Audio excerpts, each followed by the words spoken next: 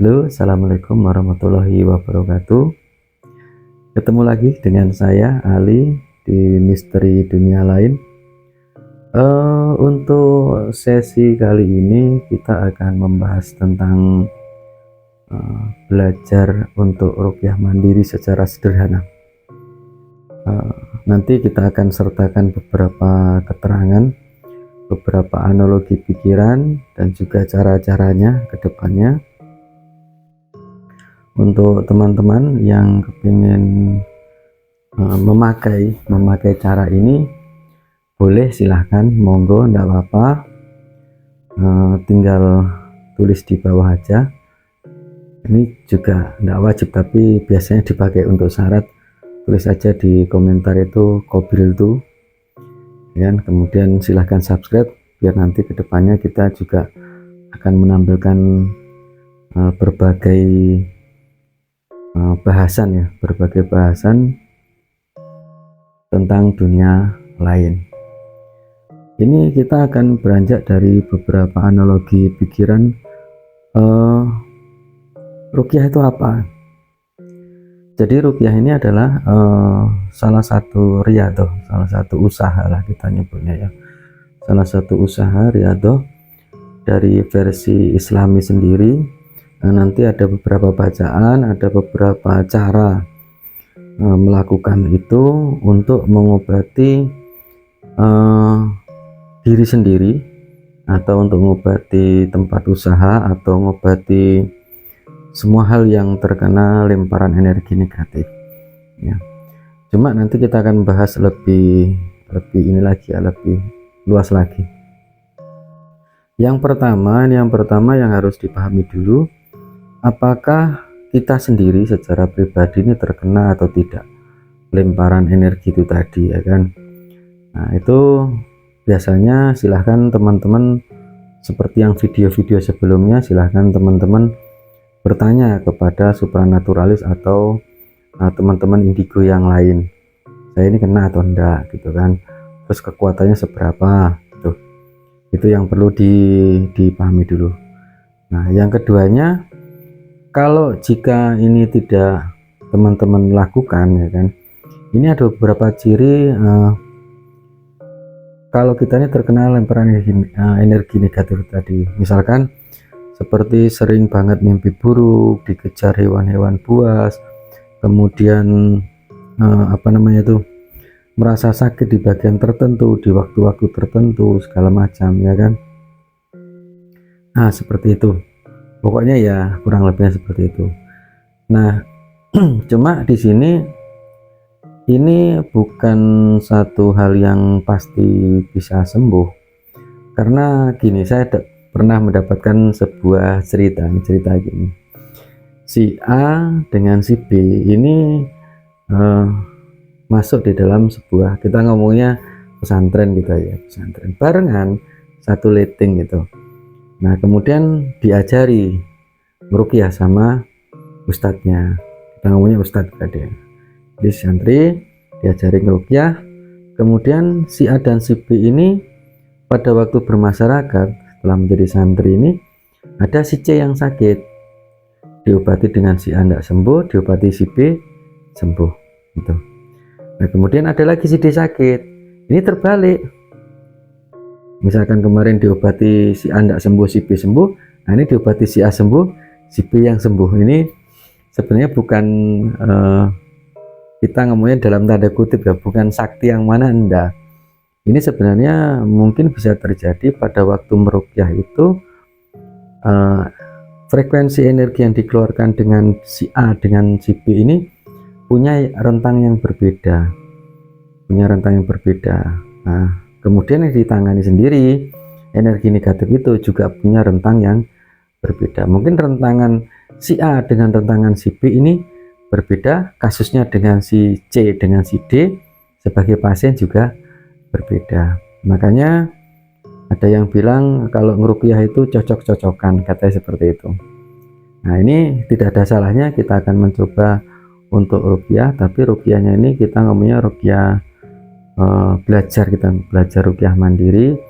Ini kita nyebutnya ruqyah syir, jadi tidak seperti ruqyah yang seperti di televisi itu, si jin itu tadi dimasukkan ke dalam orangnya, dijadikan mediumisasi, kemudian ditanya apa, kemudian nanti baru ditangani atau berperang segala macam. Enggak, ini lebih ke gangguan-gangguan yang saya tidak bisa menyebutkan apakah ini gangguan kecil atau besar. Enggak, karena gangguan besar atau kecil ini tergantung dari sudut pandang orang lain-lain. Ada orang yang kakinya sakit, sering sakit ini, dengan orang yang baru kesandung itu bilang, wah kesandungnya sakitnya minta ampun, padahal yang satunya udah sakit bertahun-tahun, ya santai aja, misalnya seperti itu.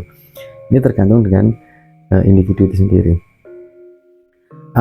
Untuk medianya ini biasanya dipakai di air,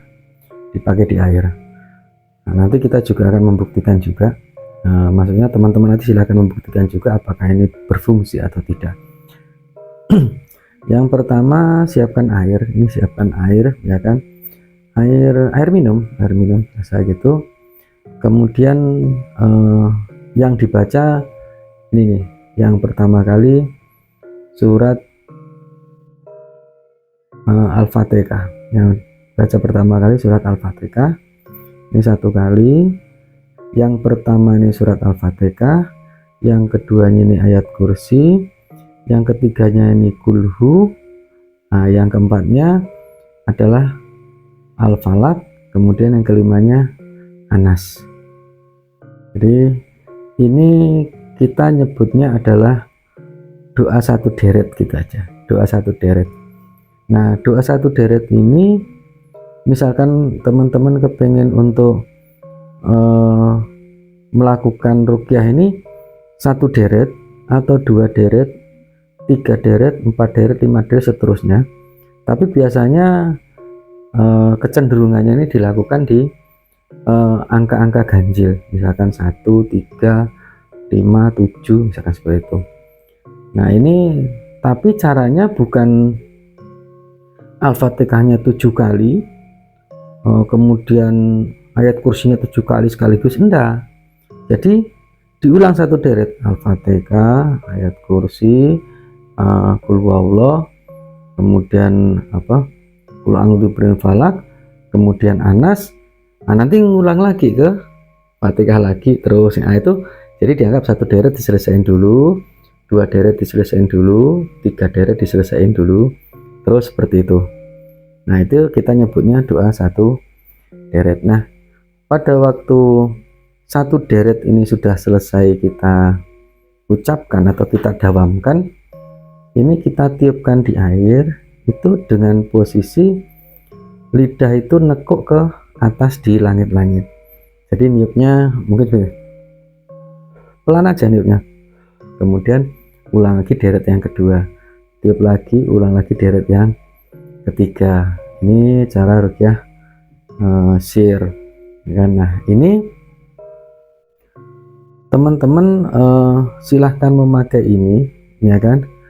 Untuk medianya sendiri air biasa boleh, ya kan. Kemudian air yang dikasih garam boleh, ya kan, dikasih garam boleh. Nah, kemudian yang ketiga air, kemudian dikasih susu, kita ngomongnya susu, masih susu asli ya, maksudnya gitu kan. Kalau sekarang teman-teman susah untuk mencari susu asli, ini terpaksa kita nyebutkan mereknya, misalkan seperti susu beruang itu, susu beruang. Nah itu tinggal dicampur dengan air, kemudian dikasih madu, dikasih garam sedikit, kemudian dibacakan ruqyah.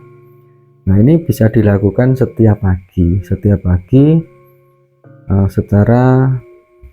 secara kontinu. Misalkan pagi sore boleh enggak mas? Boleh, tidak ada larangan. Pagi, siang, sore, malam boleh enggak? Boleh, tidak ada larangan. Mau berapa hari mas? Silahkan. Itu nanti sampai rasa gangguan itu mulai terasa, efeknya mulai mereda ya. Nah kalau misalkan apakah ini bisa dipakai untuk campuran kita untuk mandi misalnya gitu, boleh dipakai campuran untuk mandi itu boleh, ya kan. Cuma air nanti dikasih garam sedikit, dikasih daun bidara, kemudian dimasukkan ke tempat kita yang biasa mandi, ke tempat apa namanya itu, bak atau apa gitu, campurkan kita pakai mandi. Misalkan ada pertanyaan gini, Mas, kalau misalkan itu nanti air dikasih garam sedikit, kita bacain ruqyah, kemudian nanti yang separuh dipakai untuk mandi, separuhnya dipakai untuk minum, dicampur susu segala macam, boleh enggak? Boleh, itu tidak ada masalah. Tapi kalau misalkan kita ini apa namanya, ini kan barang gratisan ya, barang gratisan tuh bisa dibikin sendiri, tidak ada salahnya. Oh, ini bikin untuk mandi, ini bikin untuk minum. Jadi pada waktu didoain itu, di situ sudah ada susunya, sudah ada madu aslinya, itu gitu. Ini tentang ruqyah ini yang perlu diketahui, ya kan. Pada cara, maksud saya tuh pada saat kita membaca surat-surat pendek tersebut, ya kan, ini jangan terburu-buru. Itu maksimalnya itu tartil. Tartil itu apa ya, kalau istilahnya tuh dawam tartil tuh, itu udah termasuk ngebut. Tapi usahakan kita mengucapkan itu seperti kita mengunyah kerupuk. Jadi misalkan gini, Bismillahirrohmanirrohim, Alhamdulillahirabbil alamin, Ar-Rahmanir-Rahim. Itu. Jadi pelan-pelan, ya kan. Nah, ini biasanya kalau misalkan kita 7 deret, misalkan kita 7 deret, itu biasanya urutannya nanti terbalik-balik. Jadi ingat-ingat urutannya: Al-Fatihah, ayat kursi, kemudian Qul huwallahu ahad, Al-Falaq, An-Nas. Ini kalau misalkan dia terbalik, itu biasanya ada gangguan biasanya. Misalkan habis Al-Fatihah tiba-tiba An-Nas duluan gitu. Nah, ini biasanya ada sedikit gangguan. Teruskan saja, tidak apa-apa, terbolak-balik. Yang penting itu 5 itu satu deret ini ya. Ini tentang tata cara sederhana kita meruqyah secara sihir. Ini insya Allah akan membantu kalau misalkan teman-teman terkena lemparan energi negatif. Nah, cuma kalau misalkan gini, misalkan ya, kita ini misalkan sudah diruqyah mandiri secara sederhana itu berkurangin sedikit atau mungkin tidak berkurang sama sekali, ya kan. Ini gini teman-teman ya, gini, untuk orang yang habis operasi, misalkan operasi berat itu, kemudian dia merasa kesakitan, misalkan seperti itu dikasih anestesi, misalkan kayak paracetamol atau asam meflenamat, itu tidak bakal mempan. Dia harus dikasih misalkan heroin atau apa, misalkan gitu, yang itu baru ngefek gitu kan. Nah, sama ini gangguan energinya ini sebesar apa gitu, kalau misalkan gangguannya cuma ringan-ringan, saya rasa itu lebih ngefek, lebih cepat ngefeknya, lebih cepat kelihatannya gitu. Nah, terus misalkan ada pertanyaan lagi, Mas Ali, kalau misalkan ini diruqyah ini sebaiknya oleh siapa gitu kan. Nah, itu saya juga mendapatkan dari seorang ulama, saya nyebutnya Mbah Yai gitu. Beliau udah sepuh, tapi beliau ini kiai kampung gitu, kiai kampung. Insya Allah namanya Mbah Gito, yang ada di Pacitan sana. Beliau bilang gini, ini ngeruqyah juga dari beliau itu. Dan gini, ini kalau misalkan ngeruqyah, usahakan yang membaca itu minimalnya tidak terputus sholat 5 waktu. Jadi untuk seorang laki-laki tidak terputus sholat 5 waktu. Waktu itu saya sempat bertanya kepada beliau, ya kan, Mbah Yai, kalau seandainya ini dikerjakan oleh seorang perempuan, itu kan biasanya kan ada datang bulannya atau headsnya itu kan.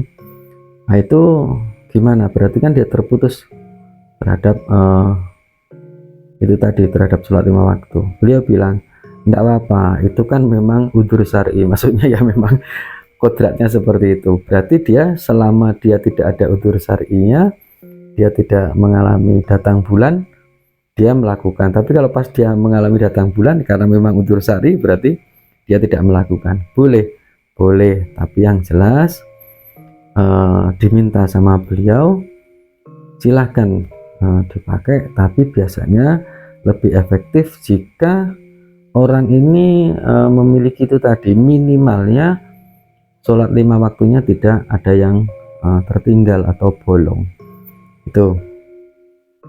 Nah, untuk masalah selanjutnya, kalau seandainya teman-teman ini energi yang mengenai itu terlalu besar, kemudian tidak bisa ngefek dengan ruqyah yang sangat sederhana ini tetap ada kemungkinannya. Yang pertama, silahkan diteruskan pelan-pelan.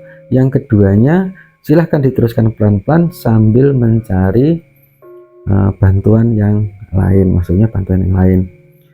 Terus saya pernah juga bertanya kepada beliau, kepada Mbah Yai itu, Mbah Yai, jika seandainya ruqyah ini dipakai, saya bilang gitu, dipakai sama orang yang misalkan orang ini nyantet seseorang yang lain, kemudian santet itu dibalikkan lagi, misalkan gitu, kena ke dia, bisa tidak dipakai?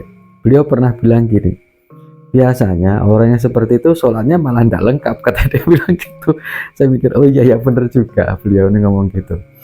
Ya, berarti tidak manjur ya Mbak. Ya, itu kan memang salah dia sendiri.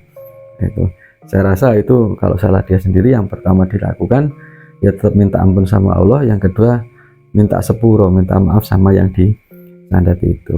Nah, nanti soal gimana ya nanti biar dia urusan sama dukunnya sendiri, kata dia bilang gitu kan. Oh iya benar juga kata beliau gitu. Jadi teman-teman ini banyak sekali dari kita ini orang-orang baik ini yang terkena lemparan energi negatif. Memang ada beberapa yang menafikan kalau barang ini tidak ada, tapi banyak juga yang percaya barang ini ada, ya kan. Udah, kita tidak usah debat masalah itu. Bahasan kita kali ini adalah ruqyah sederhana mandiri. Ya, silahkan dilakukan. Yang kepengen melakukan, monggo silahkan tulis di komentar kopil tuh, ya kan, 1 kali atau 3 kali, monggo terserah. Jangan lupa untuk subscribe-nya juga. Kedepannya insya Allah kita akan menampilkan lebih banyak lagi ya semua hal tentang dunia lain ya, entah itu di astral atau di dimensi yang lain. Oke, terima kasih teman-teman. Semoga teman-teman selalu sehat dimanapun Anda berada. Salam rahayu, dan akhir kata, assalamualaikum warahmatullahi wabarakatuh.